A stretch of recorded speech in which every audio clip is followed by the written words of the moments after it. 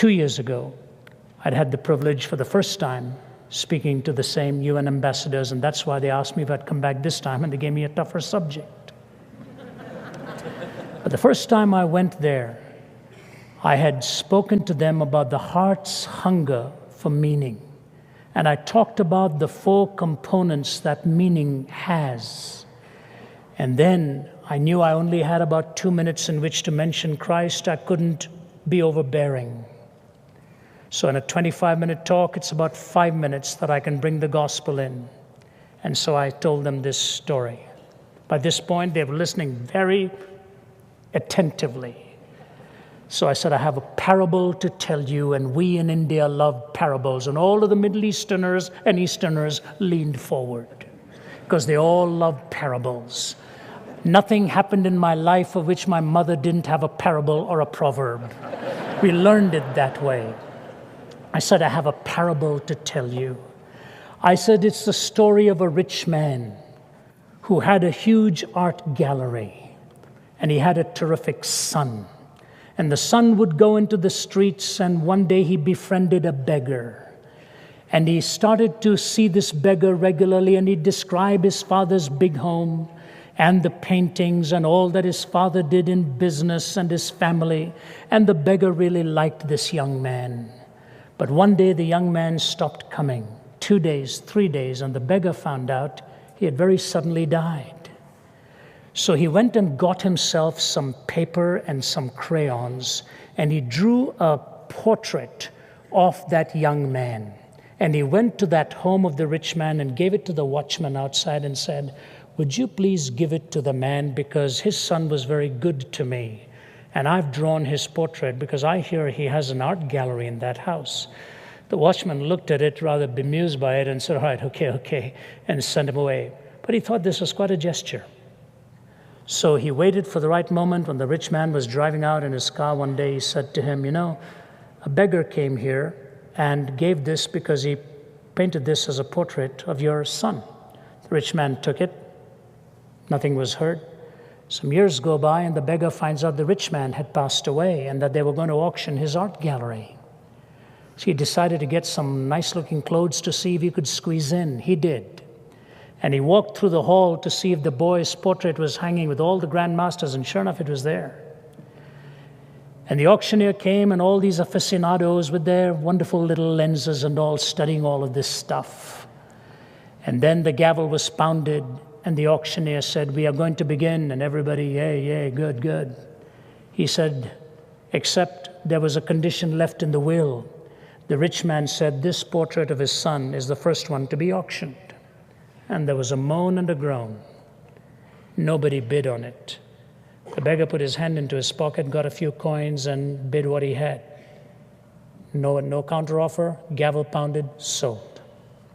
He goes to pick it up, and as he's walking away, the gavel pounds again, and the auctioneer says there was a second condition. In the will it said, whoever bids on the portrait of the son gets the whole art gallery.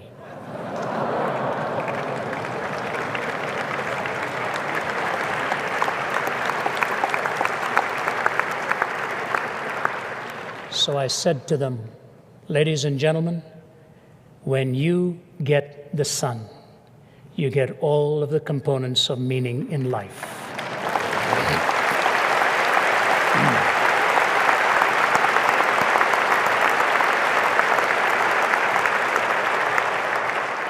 They threw their head back in absolute surprise. It was a wonderful thing to see.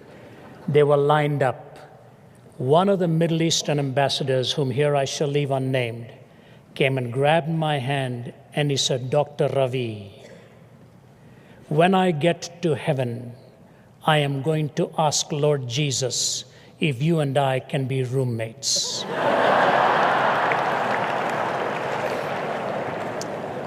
My wife did not like that suggestion. I said to him, sir, when you get to heaven and you see the Lord Jesus Christ, you won't want anyone else for a roommate. He kissed the back of my hand and said, you're right. And he walked away. When you get the Son, you get the way, the truth, and the life. You get all that you need to understand about reality within and without.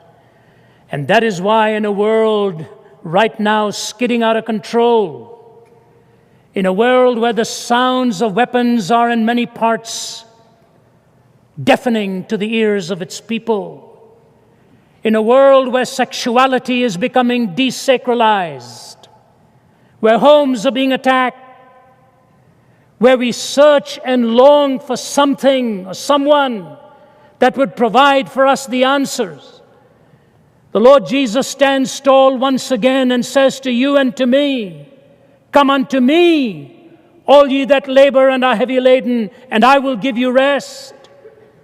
For I, if I be lifted up, will draw all men unto me. He that has the Son hath life. He that has not the Son has not life, and shall come into condemnation." That's why one of the most sensuous of all men, who died in 1991, I believe, Malcolm Muggeridge, lived so sensually for so long, indulgent, reprobate,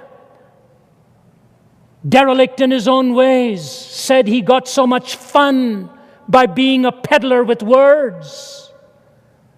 I had the opportunity of spending some hours with him before he died, a man who then came to find Christ in his latter years.